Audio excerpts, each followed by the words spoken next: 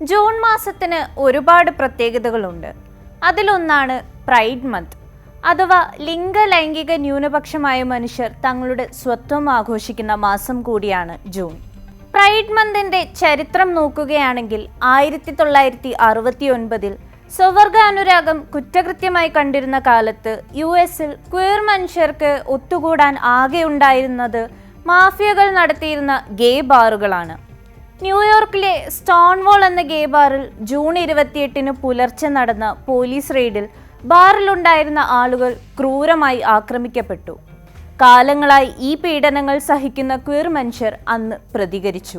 അന്നത്തെ കലാപത്തിന്റെ ഓർമ്മയ്ക്കായി 1970 മുതൽ ജൂൺ മാസം പ്രൈഡ് മന്തായി ആഘോഷിച്ചു തുടങ്ങി. 1999 കൊൽക്കത്തയിൽ ഫ്രണ്ട്ഷിപ്പ് വാക്ക് എന്ന പേരിലാണ് ഇന്ത്യയിൽ ആദ്യമായി പ്രൈഡ് ആഘോഷം നടന്നത്. 2010 മുതൽ കേരളത്തിലും പ്രൈഡ് ആഘോഷങ്ങൾ തുടങ്ങി. സ്വാഭിമാന മാർച്ചുകൾ, ബോധവൽക്കരണങ്ങൾ, ക്വീർ വിഷയങ്ങളുമായി ബന്ധപ്പെട്ട സാമൂഹിക അക്കാദമിക ചർച്ചകൾ, വർക്ക്ഷോപ്പുകൾ എന്നിവയാണ് ആഘോഷങ്ങളുടെ ഭാഗമായി നടത്താറുള്ളത്. ക്വീർ മനുഷ്യർക്കൊപ്പം പ്രൈഡ് മന്ത് ആഘോഷമാക്കുന്ന മറ്റൊരു കൂട്ടം ആളുകൾ കൂടിയുണ്ട്, കോർപ്പറേറ്റ് കമ്പനികൾ.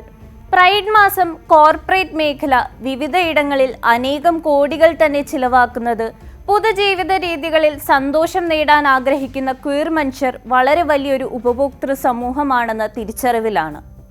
വർത്തമാന ലോകത്തിൽ പിങ്ക് വാഷിങ്ങിന്റെ ഏറ്റവും വലിയ ഉദാഹരണം ഇസ്രയേലിന്റെ LGBT സൗഹൃദ മുഖമാണ്.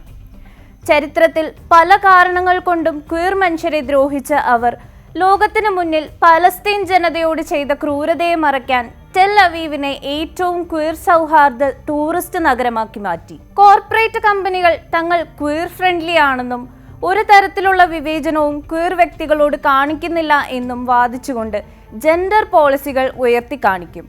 എന്നാൽ ഇവയൊക്കെ വെറും പേപ്പർ കഷ്ണങ്ങളായി ഒതുങ്ങും. മറ്റൊരു രീതിയിലെ സ്നേഹപ്രകടനമാണ് റെയിൻബോ വാഷിംഗ്. കമ്പനികളുടെ ലോഗോയും പ്രോഡക്റ്റ് ഡിസൈനും മറ്റും മഴവിൽ നിറങ്ങൾ കൊണ്ട് നിറയും. LGBTQ തീമുകളിൽ പരസ്യം ചെയ്ത് ശ്രദ്ധയാകർഷിക്കാൻ വലിയ മിടുക്കാണിവർക്ക്. ഈ പരസ്യങ്ങളിൽ പോലും ലൈംഗിക ന്യൂനപക്ഷമായി ചിത്രീകരിക്കപ്പെടുന്നത് വലിയ ശതമാനവും ഹെറ്ററോസെക്ഷൽ വ്യക്തികളാണ്. മാത്രമല്ല, ഈ കമ്പനികൾക്കെതിരെ പലപ്പോഴായി ജാതി, മതം, ലിംഗം, നിറം, ദേശീയത എന്നിവയുടെ അടിസ്ഥാനത്തിൽ വിവേചനങ്ങൾ നടന്നതായി റിപ്പോർട്ടുകളുണ്ട്. പ്രൈഡ് മന്ത് സ്പെഷ്യൽ ഓഫറുകൾ, ക്യാമ്പയിനുകൾ എന്നിവയാണ് റെയിൻബോ വാഷിംഗിലെ പ്രധാന പരിപാടികൾ. മാർക്കറ്റിങ്ങിനായി ക്വീർ കമ്മ്യൂണിറ്റിയെ ഉപയോഗിക്കുന്ന ഈ കപടനാട്യവും ടോക്കണിസവും യഥാർത്ഥ പ്രശ്നങ്ങളിൽ നിന്നും വ്യവസ്ഥാപരമായ പ്രശ്നങ്ങളിൽ നിന്നും ശ്രദ്ധ തിരിക്കൽ വിദ്യയാണ്. സത്യസന്ധമായി പ്രവർത്തിക്കുന്ന സ്ഥാപനങ്ങൾക്കുമേൽ അവിശ്വാസമുണ്ടാക്കാൻ പോലും സാധ്യതയുണ്ട്. ഇത്തരം കപട പുരോഗമന പ്രവർത്തനങ്ങൾ തിരിച്ചറിയേണ്ടതുണ്ട്. ഈ വർഷത്തെ പ്രകടനങ്ങൾ എന്തൊക്കെയെന്ന് കാത്തിരുന്ന് കാണേണ്ടിയിരിക്കുന്നു.